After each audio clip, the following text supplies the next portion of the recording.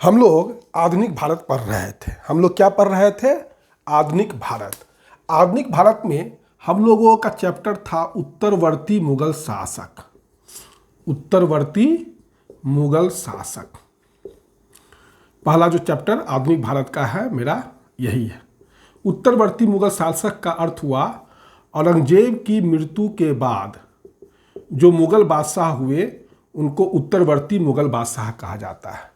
उत्तरवर्ती मुगल बादशाह का अर्थ हुआ औरंगजेब की मृत्यु के बाद, औरंगजेब की मृत्यु 1707 एडी में के बाद 1857 एडी तक जो भी शासक मुगल बादशाह हुए वे सभी उत्तरवर्ती मुगल बादशाह कहे जाते हैं। उसी के क्रम में हम लोगों ने बहादुर शाह प्रथम के बारे में पढ़ा था, जिनका समय 1707 से लेकर 1712 तक था। और इन्होंने सभी के साथ जो है मेल मिलाप की नीति अपनाया था, लेकिन राजपूत के साथ इन्होंने थोड़ा सा इसको कंट्रोल करना चाहा था।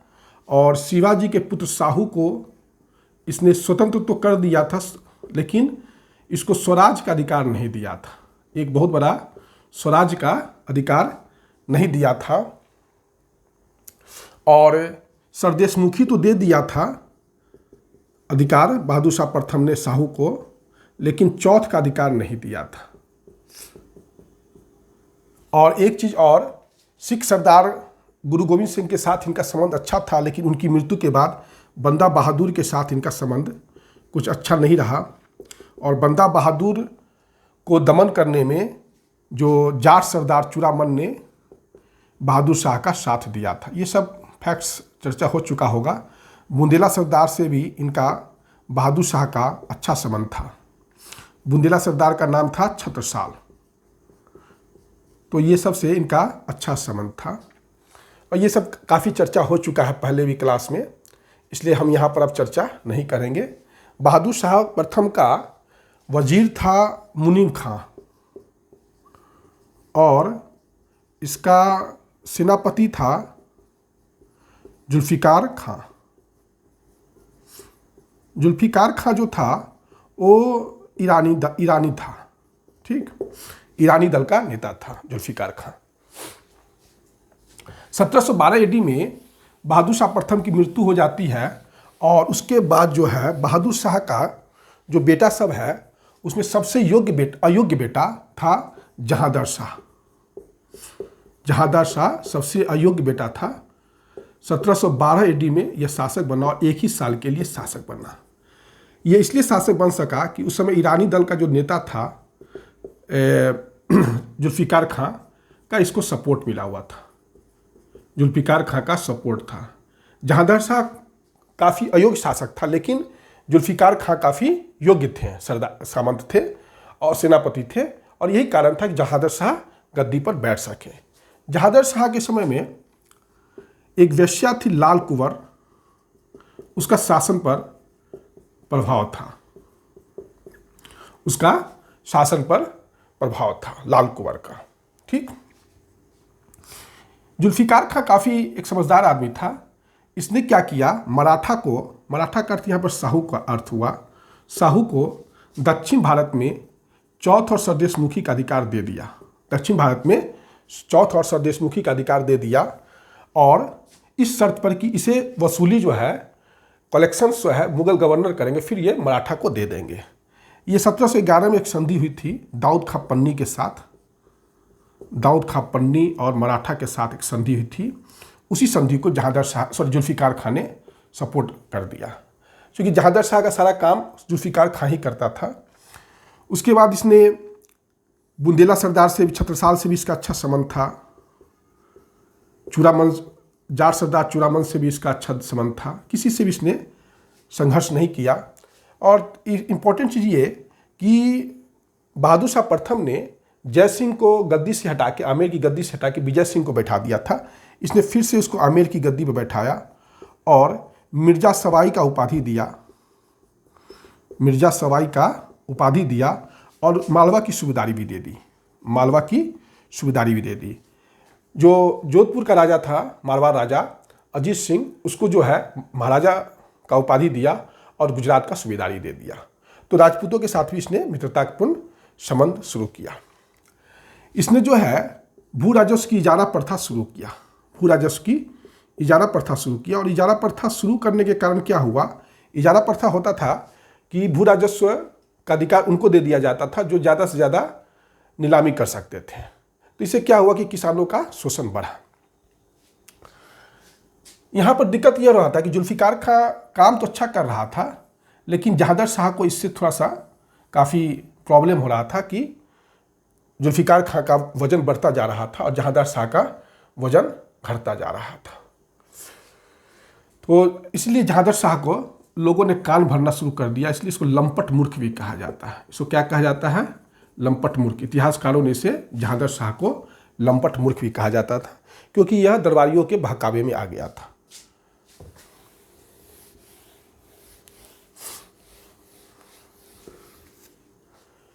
उसी समय जहांगीर शाह का अजीमुस्सान, जहांगीर शाह का एक भाई था अजीमुस्सान, जहांगीर शाह के भाई का नाम था अजीमुस्सान। अजीमुस्सान का बेटा था फर्रुखसियर। कहने का कि जहांगीर शाह का भतीजा हुआ फर्रुखसियर।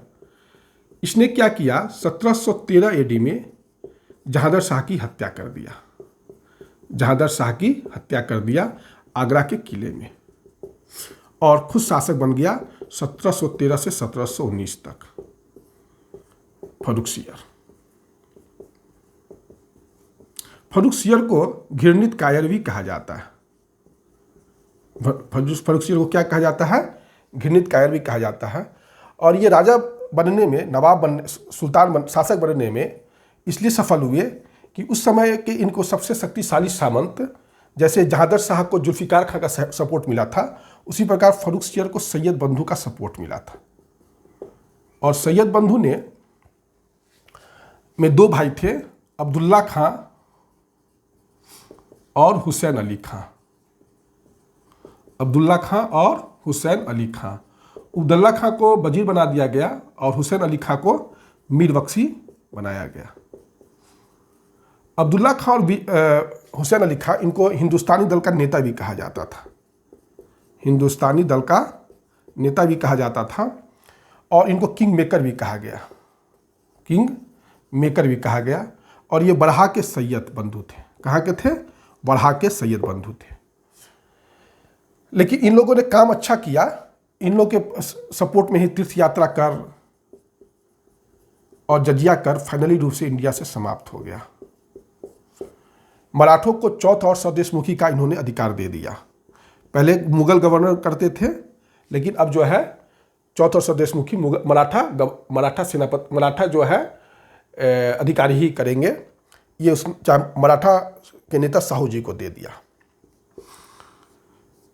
ये सब इसने काम किया। बदले में मराठा जो है 15,000 घुड़सवार की मदद करेंगे दक्षिण भारत में मुगल बादशाह को। तो ये सब संधि हुआ। राजपूतों के साथ भी इसने मेल मिलाप की नीति अपनाई। सभी के साथ इसने मेल मिलाप की नीति अपनाई। इसी समय एक चिनक्रीज खां हुए।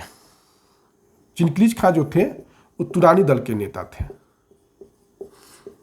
और इनका नाम है चिनक्रीज खां। इसको जो है निजाम उल मुल्क का उपाधि दिया। किसने, फर्रुखसियर ने निजाम उल मुल्क का उपाधि दिया। तो इस सब कारणों से जो है फर्रुखसियर को लग रहा था कि जो है सैयद बंधु हमारा काफ़ी दिक्कत करेंगे। तो 1719 एडी में ये अब्दुल्ला खान और हुसैन अली खान ने 1719 एडी में जो है मराठा से समझौता किया और फर्रुखसियर को मरवा दिया। पहले तो अंधा किया, फिर 10 दिन के बाद इसको मरवा दिया। और गद्दी पर तुरंत जो है रफ़ी उद्दरजात और रफ़ी उद्दौला को शासक बनाया। रफ़ी उद्दरजात को पहले बनाया और फिर रफ़ी उद्दौला को राजा बनाया। रफ़ी उद्दरजात की मृत्यु तुरंत हो गई। टीबी इसको बीमारी था, ट्यूबरक्लोसिस था, और तुरंत इसकी भी डेथ हो गई। मुगल बादशाह में सबसे कम दिनों तक बादशाह बनने वाला रफ़ी उद्दरजात ही था। उसके बाद रफ़ी उद्दौला शासक बना, और इसको शाहजहां द्वितीय के नाम से भी जाना जाता है। और ये भी दूसरा सबसे कम समय तक शासन करने वाला था। शाहजहां द्वितीय इसका नाम था, रफीउद्दौला का। और इसके समय में एक विद्रोह हुआ था, नेकुसियर का विद्रोह। नेकुसियर का विद्रोह हुआ था। ये सब भी इसके चीज हुआ। और फिर जो है इस दोनों की मृत्यु हो गई, तो फिर मोहम्मद शाह को इन लोगों ने शासक बनाया, सैयद बंधु ने। लेकिन सैयद बंधु ने, मोहम्मद शाह ने क्या किया, तुरानी दल के नेता चिनक्लीज खां की सहायता से जो है सैयद बंधु का हत्या करवा दिया और इसे अपना वजीर बना लिया। 1722 में मोहम्मद शाह ने इसे अपना वजीर बना लिया।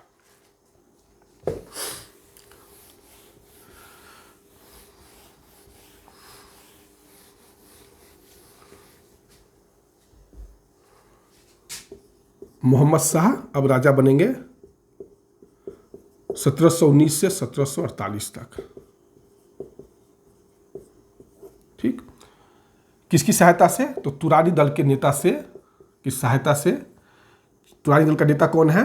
चिनक्लीज खां की सहायता से इन्होंने सैयद बंधु की हत्या करवा दिया और गद्दी पर बैठे मोहम्मद शाह। चिनक्लीज खां को इसने आसफ जहां का उपाधि दिया। क्या चीज का उपाधि दिया? आसफ जहां का उपाधि दिया। एक चीज मैं और कहना चाह रहा हूं कि गुरु गोविंद सिंह के बाद बंदा बहादुर जो बने थे और उन्होंने बहादुर शाह प्रथम के खिलाफ जो विद्रोह करना शुरू किया, तो फर्रुख सियर ने 1716 ईडी में दिल्ली में उसको बंदा बहादुर को फांसी दे दिया। बात को समझिएगा, फर्रुख सियर ने 1716 ईडी में जो सिख नेता बंदा बहादुर थे उसको फांसी दे दिया। ठीक, और फर्रुख सियर के बाद रफीउद्दौला बने, फिर मोहम्मद शाह शासक बने और इससे चिनक्लीज खां की सहायता से ये मोहम्मद शाह शासक बने और आसफ खां का इसको उपाधि मोहम्मद शाह ने दिया। मोहम्मद शाह जो था थोड़ा सा रंगीला किस्म का आदमी था। मोहम्मद शाह क्या था? रंगीला, विलासप्रिय आदमी था, विलासप्रिय था, तो इसका नाम मोहम्मद शाह रंगीला पड़ गया। और इसका वास्तविक नाम रोशन अख्तर था। रोशन अख्तर था। 18 साल की उम्र में यह गद्दी पर बैठा था। इसने चिनक्लीज खां को 1722 ईडी में अपना वजीर बनाया, लेकिन 2 साल में ही चिनक्लीज खां को पता चल गया कि मोहम्मद शाह को सुधारने से कोई फायदा नहीं है। तो 1724 ईडी में यह मोहम्मद शाह का साथ छोड़ के दक्षिण भारत चला गया और हैदराबाद में एक स्वतंत्र राजवंश की नींव डाल दी। हैदराबाद में एक स्वतंत्र राजवंश का नींव डाल दिया जो निजाम शाही वंश के नाम से जाना जाता है।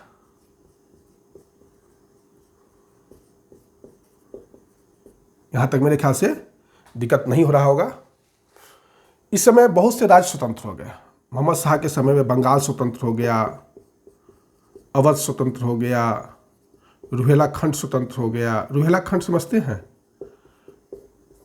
जो संभल का एरिया हुआ, बदायूं का एरिया हुआ, ये सब रुहेलाखंड का क्षेत्र हुआ उत्तर प्रदेश में। बंगाल, अवध, रुहेलाखंड हुआ, कर्नाटक हुआ, ये सभी राज्य मोहम्मद शाह के समय स्वतंत्र हो गए। मोहम्मद शाह के समय सबसे जो इम्पोर्टेंट घटना हुआ वह यह कि 1737 ईडी में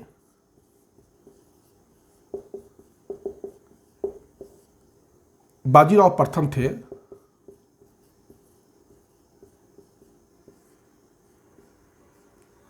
वह जो है दिल्ली तक पहुंच गए थे और मोहम्मद शाह कहा जाता है कि दिल्ली की गद्दी छोड़ने के लिए तैयार हो गया था, लेकिन फिर दोनों में आपस में पैक्ट हुआ और उस पैक्ट में जो है मोहम्मद शाह और बाजीराव प्रथम, जो मराठा सरदार है बाजीराव प्रथम, यह पैक्ट हुआ कि नर्मदा का दक्षिण का हिस्सा जो है अब मराठा को दे दिया गया। कहने का अर्थ कि मुगल साम्राज्य अब बहुत दिन प्रतिदिन छोटा होता जा रहा था। मोहम्मद शाह रंगीला के समय जो इम्पोर्टेंट घटना हुआ वह यह कि 1739 ईडी में ईरान का नेपोलियन नादिर शाह का हमला हुआ। 1739 ईडी में ईरान का नेपोलियन जो है नादिर शाह का आक्रमण हुआ और नादिर शाह जो है भारत में धन लूटने आया था, क्योंकि सैनिकों को वह निरंतर अभियान में रखता था, धन देना बहुत जरूरी था। तो नादिर शाह भारत में धन लूटने आया था। 1739 में करनाल का युद्ध हुआ और इस युद्ध में मुगल शासक मोहम्मद शाह पराजित हुए और उन्हें बंदी बना लिया गया। नादिर शाह दिल्ली में 57 दिन तक रहा। कहा जाता है कि नादिर शाह के सैनिकों को वहाँ के चांदनी चौक, जो दिल्ली में चांदनी चौक है, वहाँ के लोकल लोगों ने तंग किया, तो फिर नादिर शाह ने जो है उन्हें मारने का हुक्म दे दिया। फिर बहुत दिन तक दिल्ली में कत्लेआम होता रहा। लगभग 70 करोड़ रुपया लूट के ले गया। मयूर सिंहासन लूट के ले गया। कोहिनूर हीरा लूट के ले गया। कोहिनूर हीरा लूट के ले गया। तो ये सारा चीज़ लूट के ले गया। कहा जाता है कि नादिर शाह ने जो ईरान का नेपोलियन था, अपने राज्य में 3 साल तक कोई टैक्स नहीं लगाया था, इतना। उसके बाद नादिर शाह की मृत्यु 1747 AD में हो जाती है और उसके बाद नादिर शाह के सबसे योग्य सेनापति हैं अहमद शाह अब्दाली।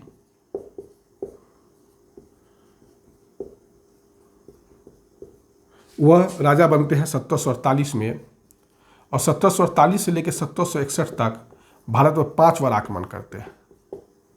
भारत पर 5 बार आक्रमण करते हैं। अहमद शाह अब्दाली को नादिर शाह दुर्रे दुर्रानी कहकर पुकारता था। दुर्रे दुर्रानी कहकर पुकारता था। दुर्रे दुर्रानी का अर्थ हुआ युग का मोती, अर्थात नादिर शाह जो है अहमद शाह अब्दाली को युग का मोती कहता था। मोहम्मद शाह के बाद शासक बनते हैं अहमद शाह। मोहम्मद शाह के बाद कौन शासक बनते हैं? अहमद शाह।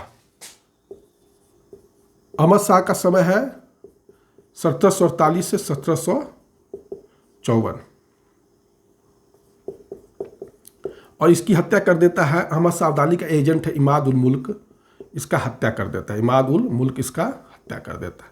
यह अहमद शाह का अब्दाली का एजेंट है और अहमद शाह अब्दाली का एजेंट इमाद उल मुल्क ने मुगल शासक अहमद शाह का हत्या कर दिया। अहमद शाह अब्दाली का पहला आक्रमण भी 1748 AD में अहमद शाह के ही समय में हुआ था और अहमद शाह के बाद शासक बनते हैं आलमगीर द्वितीय। अच्छा, अहमद शाह जो था वह उद्धम बाई नामक वेश्या का पुत्र था। याद रखिएगा, अहमद शाह एक ऐसा मुगल बादशाह था जो उद्धम बाई नामक वेश्या का पुत्र था। इसके पिता मतलब मोहम्मद शाह रंगीला जो थे उद्धम बाई से शादी किए थे, उसी से अहमद शाह जन्म लिया था। तो देखिए मुगल शासक अब इतने पतित हो चुके थे। आलमगीर द्वितीय शासक बने और आलमगीर द्वितीय का समय है 1754 से 1759 तक और इसी समय प्लासी का लड़ाई हुआ था। 1757 का प्लासी की लड़ाई हुई थी। बताएंगे प्लासी की लड़ाई क्या है। अगर आलमगीर द्वितीय यह है तो आलमगीर प्रथम कौन है? तो आलमगीर प्रथम औरंगजेब को कहा जाता है।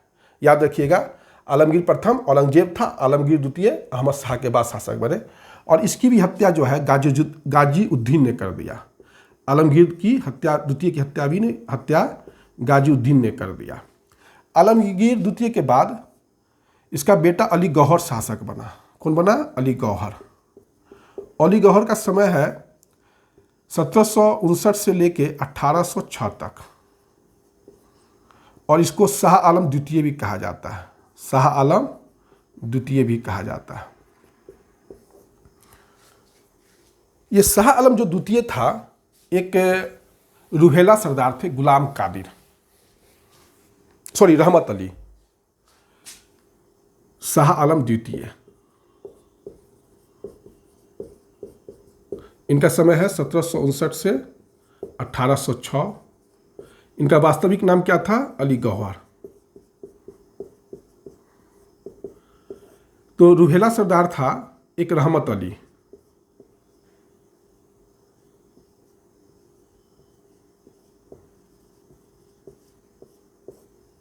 ठीक, उनके डर से यह जो है दिल्ली में कभी नहीं रहता था, कभी पटना भाग जाता था, अवध भाग जाता था, ये इसकी हालत थी। इसी के समय में तो 1772 AD में महादजी सिंधिया हुए, वो इन्हें दिल्ली की गद्दी पर बैठाए थे 1772 AD में। लेकिन उसके पहले 1764 AD में आपको बक्सर का युद्ध हुआ था, और बक्सर के युद्ध में मुगल बादशाह शाह आलम द्वितीय और अवध का बादशाह था शुजाउद्दौला और बंगाल का बादशाह था मीर जाफर। ये तीनों मिलकर अंग्रेज़ों का विद्रोह किए थे और बक्सर के युद्ध में पराजित हो गए थे।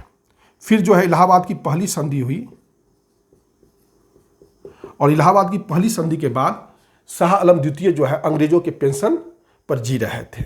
ठीक, तो महादाजी सिंधिया जो मराठा सरदार था 1772 AD में, इन्हें जो है अपने संरक्षण में ले लिया, ब्रिटिश संरक्षण से निकालकर अपने संरक्षण में ले लिया और दिल्ली की गद्दी पर बैठा दिया। यहां तक दिक्कत। फिर जो है 1803 AD में एक लॉर्ड लेक थे, ब्रिटिश गवर्नर थे लॉर्ड लेक। इन्होंने क्या किया, सिंधिया सरदार दौलत राव सिंधिया को पराजित कर दिया, दौलत राव सिंधिया को पराजित कर दिया और दिल्ली पर अधिकार कर लिया।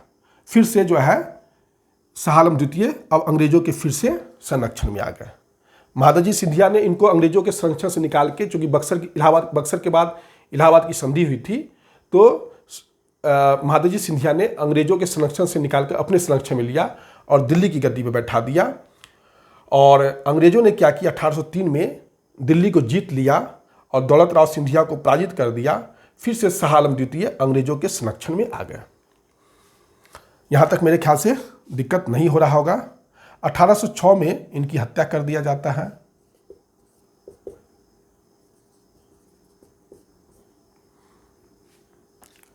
पहले इनको अंधा कर देता है गुलाम कादिर नाम का एक व्यक्ति, अब फिर 1806 में इनको हत्या कर दिया जाता है। 1789, 88 में इनको अंधा कर दिया जाता है। खैर इतना भी डेप्थ में कोई ज़रूरत नहीं है। उसके बाद शाह आलम द्वितीय के बाद अकबर द्वितीय शासक बनते हैं।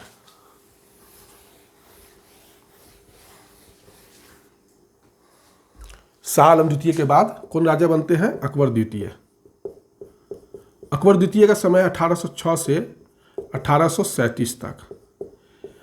क्योंकि 1803 में दिल्ली को जीता जा चुका था, तो अंग्रेजों के पेंशन पर जीने वाला पहला व्यक्ति कोई पहला राजा था तो वो अकबर द्वितीय ही था। अगर क्वेश्चन पूछा जाए कि अंग्रेजों के पेंशन पर पहला मुगल बादशाह कौन था, तो अकबर द्वितीय था।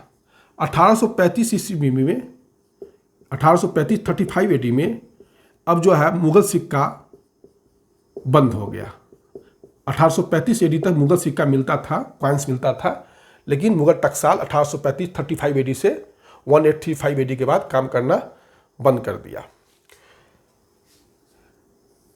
अकबर द्वितीय ने राम मोहन राय को राजा को उपाधि दिया था, राम मोहन राय को राजा को उपाधि दिया था। ठीक, और इन्हें पेंशन के मुद्दे के लिए, चूंकि अंग्रेजों के पेंशन पर थे अकबर द्वितीय, तो अपने पेंशन के मुद्दे के लिए राम मोहन राय को राजा को उपाधि दिया और कहा कि आप इंग्लैंड जाके मेरा पेंशन का जो केस है आप वहाँ के शासक के दरबार में ले जाइए। और वहीं राम मोहन राय गए थे। तो 1833 AD में मिस्टर कारपेंटर के घर में ब्रिस्टल में, इंग्लैंड में ब्रिस्टल जगह है, और मिस्टर कारपेंटर के आवास पर इनकी मृत्यु हो गई। अकबर द्वितीय के बाद जो शासक बनते हैं वो बहादुर शाह द्वितीय बनते हैं। बहादुर शाह द्वितीय का समय है 1837 से 1857 और 1862 AD तक। 1857 में जो है सिपाही विद्रोह होता है और ये बहादुर शाह जो है उसका नेतृत्व संभालते हैं, लेकिन फाइनली ये जीत नहीं पाते हैं। हम लोग अलग एक चैप्टर में पढ़ेंगे 1857 विद्रोह में। अभी इतना ही समझिए कि लेफ्टिनेंट जनरल थे हडसन, उन्होंने बहादुर शाह को गिरफ्तार कर लिया और इनके बेटों को मार दिया, और दिल्ली की गद्दी पर जो है अब फाइनली जो है मुगल बादशाह का शासन समाप्त हो गया। और अब किसका शासन हो गया, अंग्रेज़ों का। 1857 के पहले मुगल बादशाह का शासन था और 1857 विद्रोह के बाद अंग्रेज़ों का शासन हो गया।